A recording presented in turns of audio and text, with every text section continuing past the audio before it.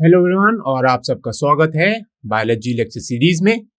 और आज हम चर्चा करेंगे topic body fluids on circulation के बारे में। अब जो हमारे प्रीवियस लेक्चर हैं उनमें मैंने आपको बताया था कि ब्लड के फंक्शंस क्या होते हैं, जो ब्लड के कंपोनेंट्स क्या होते हैं।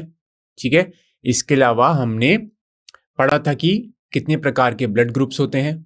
ठीक है, उसके बाद हमने RH फैक्टर के बारे में पढ़ा, RH इनकम्पैटिबिलिटी के बारे में पढ़ा। हमने ये पढ़ा अगर मदर RH नेगेटिव हो और फीटस अगर RH पॉजिटिव हो तो उस केस में क्या होगा फर्स्ट प्रेगनेंसी और सब्सिक्वेंट प्रेगनेंसी के दौरान। इसके बाद हम पढ़ रहे थे लिम्फ के बारे में। ठीक है, तो इस लेक्चर में हम क्या पढ़ने वाले हैं? इस लेक्चर में हम लिम्फेटिक सिस्टम के बारे में हम पढ़ेंगे। उसके बाद हम फिर सर्कुलेटरी सिस्टम के बारे में पढ़ेंगे।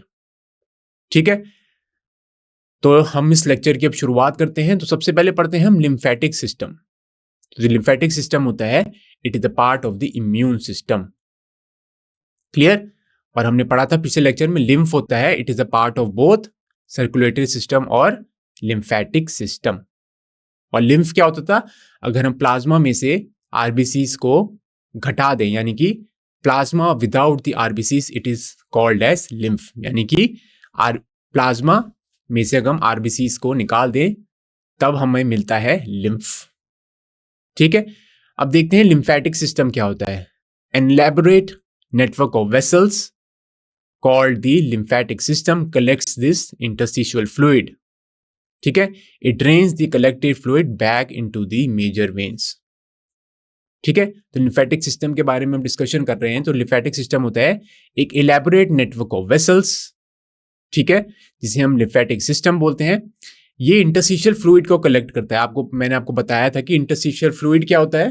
तो इंटरस्टिशियल फ्लूइड वो होता है जो टिश्यू गैप्स में मौजूद होता है और इसके द्वारा जो गैसेस का एक्सचेंज और न्यूट्रिएंट का एक्सचेंज, इन सब का एक्सचेंज होता है। ठीक है, now it drains the collected fluid back into the major veins. ठीक है, ये जो सारा जो फ्लूइड कलेक्ट होता है वो फिर मेजर वेन्स में ट्रांसपोर्ट हो जाता है। अब बात करते हैं लिम्फ फ्लूइड के बारे में। लिम्फ फ्लूइड क्या होता है? The fluid present in the lymphatic system which is called interstitial fluid is called the lymph. अब जो लिम्फ फ्लूइड क्या होता है वो होता है इंटरस्टिशियल फ्लूइड ही होता है। तो interstitial fluid flowing in the lymphatic system this is known as the lymph fluid. तो दोबारा हम पढ़ लेते हैं। The fluid present in the lymphatic system which is called interstitial fluid. तो लिम्फेटिक सिस्टम में हमने पिछली साइड में पढ़ा था, ये जो सारा इंटरस्टिशियल फ्लूइड है ये सब ठीक है कलेक्ट होता है और ये फिर एंटर करता है लिम्फेटिक सिस्टम में। तो इसको हम बोलते हैं लिम्फ फ्लूइड। क्लियर? आगे चलते हैं। अब बात करते हैं हम सर्कुलेटरी पाथवे के बारे में। ठीक है, अब तक हम बात कर रहे थे लिम्फेटिक सिस्टम के बारे में। तो लिम्फेटिक सिस्टम क्या है? It is an elaborate network of vessels, ठीक है, जिसमें क्या फ्लो कर रहा होता है? इंटरस्टिशियल फ्लूइड फ्लो कर रहा होता है। तो ये सारा इंटरस्टिशियल फ्लूइड है, ये सारा कलेक्ट हो जाता है और फिर ये लिम्फेटिक सिस्टम में ये रन करता है। ठीक है, तो सर्कुलेटरी पाथवे की हम बात कर रहे थे। ठीक है, तो सर्कुलेटरी सिस्टम दो प्रकार का हो सकता है, ओपन सर्कुलेटरी सिस्टम और क्लोज सर्कुलेटरी सिस्टम। तो आइए हम पहले चर्चा करते हैं कि ओपन सर्कुलेटरी सिस्टम क्या होता है। So the open circulatory system are found in arthropod and mollusk. ठीक है, तो ओपन सर्कुलेटरी सिस्टम जो होता है, in this system blood pumped by the heart passes through the large vessels into open spaces और body cavities known as sinuses. ठीक है, तो यहां पे जो ब्लड होता है वो हार्ट उसको पंप करता है। ठीक है, और ये जो ब्लड है इस passes through the large vessels, ठीक है, और ये ओपन स्पेसिस में ठीक है रन करता है। तो इसका मतलब यही है, in this system blood pumped by the heart passes through large vessels, ठीक है, इनटू ओपन स्पेसिस और कैविटीज। तो यहाँ पे ओपन स्पेसिस और कैविटीज इन ऑर्गेनिजम्स में मौजूद होती हैं जिसे हम बोलते हैं साइनसेस, और इसके या इसमें ब्लड जो है वो फ्लो करता है। ठीक है, इसे हम बोलते हैं ओपन सर्कुलेटरी सिस्टम। ठीक है, जो क्लोज सर्कुलेटरी सिस्टम क्या होता है, उसमें जो ब्लड होता है वो ब्लड वेसल्स या ब्लड कैपिलरीज में फ्लो कर रहा होता है, इससे हम बोलते हैं उसे closed circulatory system. Whereas in open circulatory system blood flows in open spaces or body cavities known as sinuses. अब क्लोज सर्कुलेटरी सिस्टम क्या होता है? Closed circulatory system are found in annelids and chordates. तो annelids कौन से होते हैं? Annelids जैसे कि एक उदाहरण है, आप अर्थवर्म ले सकते हैं इसका। तो ये एक ऑर्गेनिज्म जो कि एनिलिडा को बिलोंग करता है। कॉर्डेट्स, कॉर्डेट्स में क्या क्या आता है? कॉर्डेट्स में जैसे वर्टिब्रेट्स आते हैं, ठीक है। तो फिशेस हो गई, ठीक है, मैमल्स हो गए, रेप्टाइल्स हो गए, ठीक है, ये बर्ड्स हो गई, ये सारे होते हैं कॉर्डेट्स। तो कॉर्डेट्स और एनालिड्स जो होते हैं इनमें क्लोज सर्कुलेटरी सिस्टम होता है। तो आप देख सकते हैं जैसे जैसे ऑर्गेनिज्म की कॉम्प्लेक्सिटी बढ़ती जा रही है, या आप बोल सकते हैं हायर ऑर्गेनिज्म की तरफ जैसे जैसे हम जा रहे हैं, वैसे वैसे जो सर्कुलेटरी सिस्टम होता है वो क्लोज टाइप का होना शुरू हो जाता है, ठीक है। अब क्लोज सर्कुलेटरी सिस्टम क्या होता है? In this system the blood pumped by the heart is always circulated through a closed network of blood vessel. तो इसमें जो भी ब्लड होता है वो ब्लड वेसल्स में फ्लो करता है, ठीक है। आप देख सकते हैं through a closed network of blood vessels, ठीक है। Now this pattern is consider more advantageous as it allows for more precise regulation of the, ठीक है, फ्लूइड फ्लो। तो ये जो मैकेनिज्म है क्लोज सर्कुलेटरी सिस्टम, ये थोड़ा इसकी एडवांटेजेस हैं ओपन सर्कुलेटरी सिस्टम से, क्योंकि यहाँ पे जो फ्लूइड जो ब्लड फ्लो कर रहा है उसकी रेगुलेशन अच्छे से हो पाती है, क्योंकि यहाँ पे जो ब्लड है वो एक ब्लड वेसल्स में फ्लो कर रहा है, ठीक है। क्लियर? आगे हम चलते हैं। अब हम बात करते हैं number of chambers present in the vertebrate heart, ठीक है। वर्टिब्रेट हार्ट की हम बात कर रहे हैं, तो वर्टिब्रेट्स है, ये एक सब फाइलम है फाइलम कॉर्डेटा की, ठीक है। तो फाइलम जो कॉर्डेटा है उसकी 3 सब फाइला होती है, यूरोकॉर्डेट्स, सिफेलोकॉर्डेट्स और वर्टिब्रेट। और वर्टिब्रेट में कौन कौन से ऑर्गेनिजम्स आते हैं? ठीक है, बर्ड्स आ सकती हैं, मैमल्स आते हैं, रेप्टाइल्स आते हैं, ठीक है, ये सारे ऑर्गेनिजम्स आते हैं वर्टिब्रेट्स में, ठीक है। अब वर्टिब्रेट्स में कितने चेम्बर्ड हार्ट होते हैं? तो all vertebrates possess a muscular chambered heart. तो हार्ट होता है वो एक मस्कुलर चेम्बर्ड हार्ट होता है, ठीक है। अब अगर हम फिशेस की बात करें, फिशेस में जो हार्ट होता है वो होता है 2 चेम्बर्ड, ठीक है।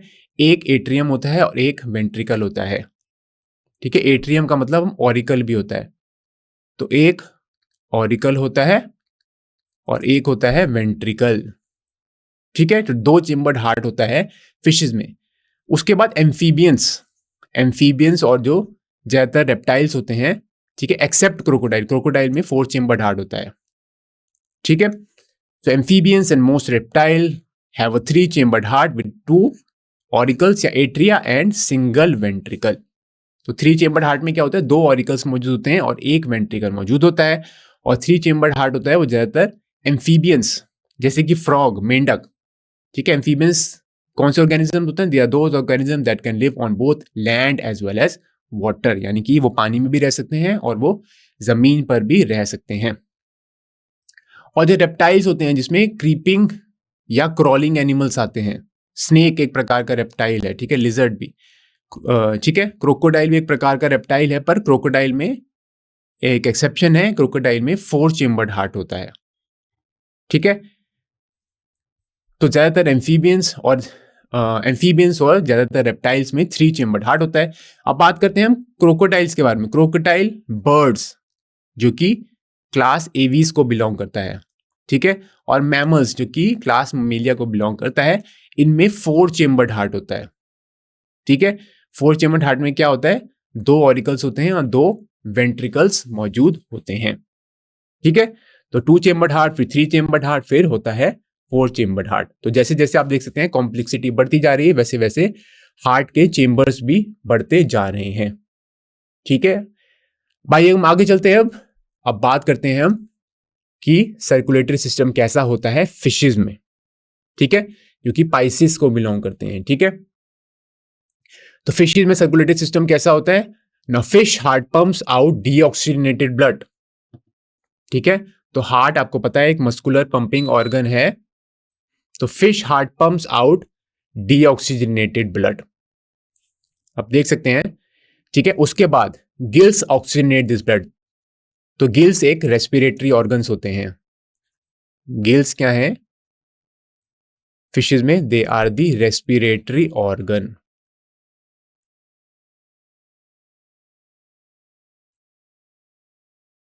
These are the respiratory organ present in the fishes. और ठीक है, exchange of gases takes place in the gills.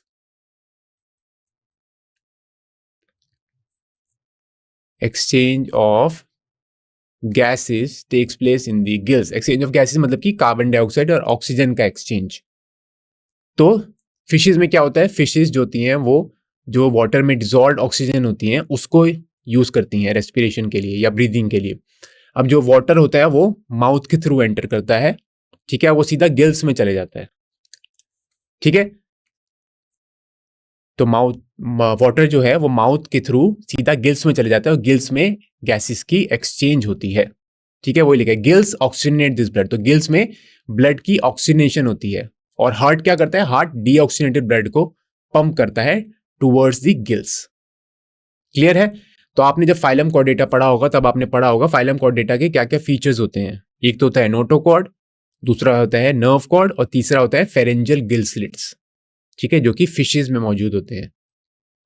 अब जो ऑक्सीजनेटेड ब्लड है is then supply to the body part. उसके बाद गिल्स में ब्लड की ऑक्सीजनेशन होने के बाद ये ऑक्सीजनेटेड ब्लड है फिर जो अलग अलग पार्ट्स होते हैं फिश के उस तक फिर पहुंचता है।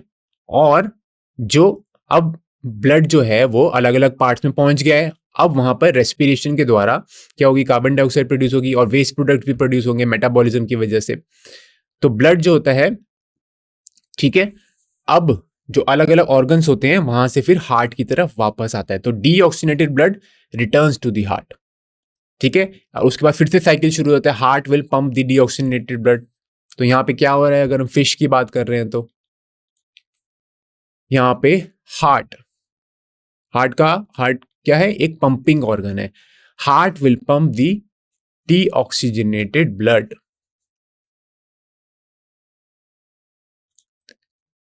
It will pump the deoxygenated blood. और ये डीऑक्सीजनेटेड ब्लड से क्या कहां से आ रहा है, from different body parts of the fish. It is coming from the different body parts of fish. ठीक है, अब ये जो डीऑक्सीजनेटेड ब्लड है ये जाता है कहां पे, गिल्स में। ठीक है, अब गिल्स में क्या होगा, एक्सचेंज ऑफ गैसेस होगी। तो हम लिख सकते हैं there is exchange of the gases.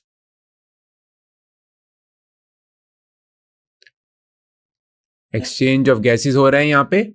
और फिर यहाँ पे क्या होगा, ऑक्सीजनेटेड ब्लड होगा। ये ऑक्सीजनेटेड ब्लड कहा जाता है डिफरेंट बॉडी पार्ट्स को। यहाँ पे ऑक्सीजनेटेड ब्लड होगा क्योंकि गिल्स में एक्सचेंज ऑफ गैसेस हो गई।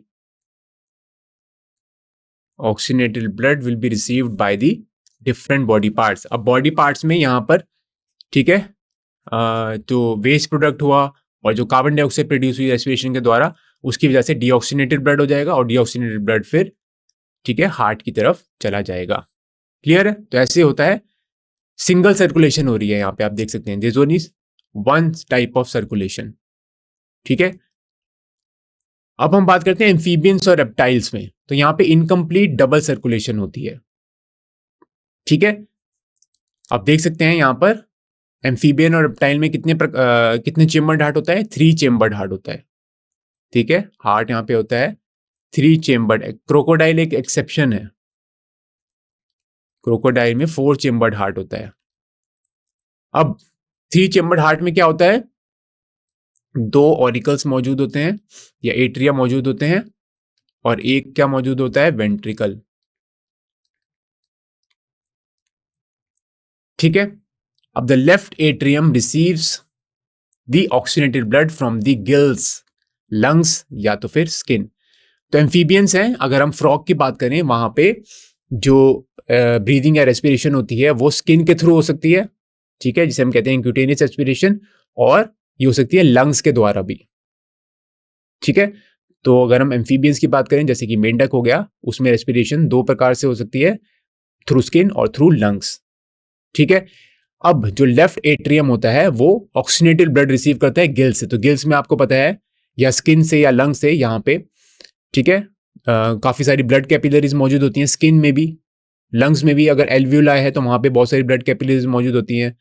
तो लेफ्ट एट्रियम में जो है ऑक्सीजनेटेड ब्लड जाता है और राइट एट्रियम में डीऑक्सीजनेटेड ब्लड जाता है। कहां से? अलग अलग बॉडी पार्ट से। तो जो भी ब्लड बॉडी पार्ट से आ रहा होगा वो डीऑक्सीजनेटेड होगा। तो डीऑक्सीजनेटेड ब्लड कौन रिसीव करता है? Right atrium. और जो लेफ्ट एट्रियम है वो ऑक्सीजनेटेड ब्लड रिसीव करता है गिल्स से। ठीक है, वो गिल्स से आ रहे हैं। इसके बाद how are these type of blood mix in a single ventricle. तो वेंट्रिकल एक ही होता है यहाँ पे। ठीक है, तो ये दोनों ब्लड वेंट्रिकल्स में मिल जाते हैं और the single ventricle pumps out the mixed blood. Clear है? तो एट्रियम 2 होते हैं। जो लेफ्ट एट्रियम होता है वो ऑक्सीजनेटेड ब्लड रिसीव करता है। It receives the oxygenated blood from where?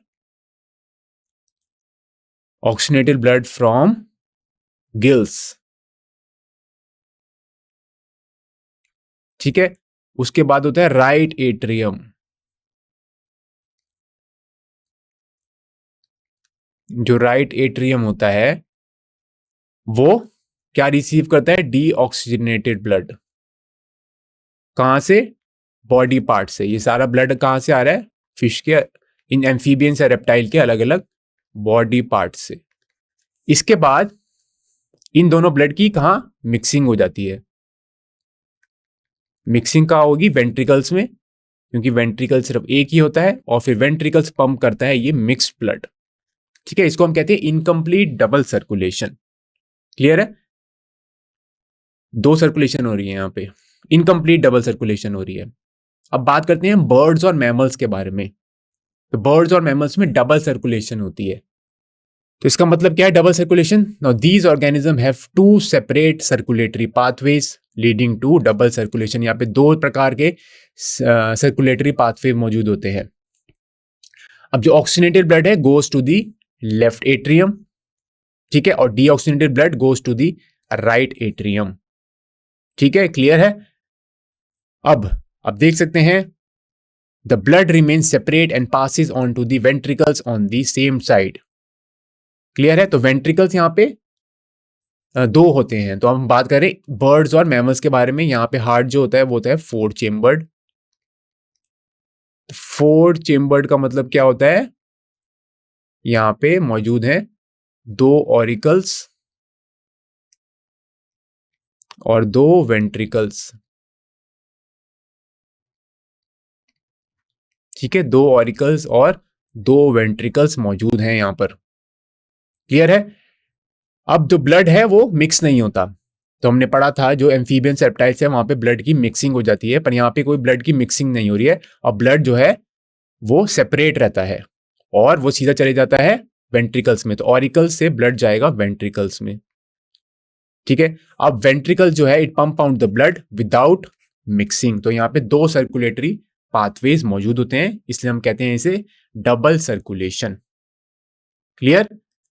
अभी ऑक्सीजनेटेड ब्लड कहां से आएगा? ये लंग से आएगा। और डीऑक्सीजनेटेड ब्लड कहां आएगा? ये अलग अलग बॉडी पार्ट से आएगा। क्लियर? तो हम आगे चलते हैं। अब हम बात करते हैं ह्यूमन सर्कुलेटरी सिस्टम के बारे में। तो सबसे पहले हम देखते हैं हार्ट और उसकी location, heart and its location. तो आइए हम बात करते हैं ह्यूमन सर्कुलेटरी सिस्टम के बारे में। ठीक है, तो ब्रीफली मैं आपको बता देता हूं और डिटेल में हम अगले लेक्चर में पढ़ेंगे। तो ह्यूमन सर्कुलेटरी सिस्टम में क्या होता है? सबसे पहले तो एक पंपिंग ऑर्गन होता है जिसे हम बोलते हैं हार्ट। तो हार्ट जो होता है वो 4 चेम्बर्ड होता है ह्यूमंस में, 2 ऑरिकल्स होते हैं और 2 वेंट्रिकल्स होते हैं। अब हार्ट कहाँ मौजूद होता है? अगर उसकी हम लोकेशन के बारे में बात करें तो हार्ट मौजूद होता है थोरैसिक कैविटी में। ठीक है, यानी कि it is present in the thoracic cavity between the 2 lungs and it is slightly tilted towards the left. यानी कि ये 2 लंग्स के बीच में मौजूद होता है। ठीक है, और ये थोड़ा सा टिल्टेड होता है लेफ्ट साइड की तरफ। ठीक है, अब it is approximately the size of a clenched fist. अगर आप अपनी मुट्ठी को बंद कर लेते हैं, फिस्ट को बंद कर लेते हैं, तो उतने साइज का हमारा हार्ट होता है, ह्यूमन का हार्ट होता है। अब हार्ट में कुछ लेयर्स मौजूद होती हैं ठीक है, जिसे हम बोलते हैं pericardium. So the heart is protected by a double-walled membranous bag called the pericardium, which encloses the pericardial fluid. ठीक है, तो हार्ट जो होता है वो एक मेम्ब्रेन से कवर्ड होता है जो कि डबल वॉल्ड होती है, और उस लेयर को हम बोलते हैं पेरिकार्डियम। और इस पेरिकार्डियम लेयर में क्या मौजूद होता है? Pericardial fluid. ठीक है, क्लियर है? तो बाकी के हार्ट और उसकी स्ट्रक्चर के बारे में और जो ह्यूमन सर्कुलेटरी सिस्टम के बारे में हम अगले लेक्चर में पढ़ेंगे। आप सबका इस लेक्चर को अटेंड करने के लिए बहुत बहुत धन्यवाद।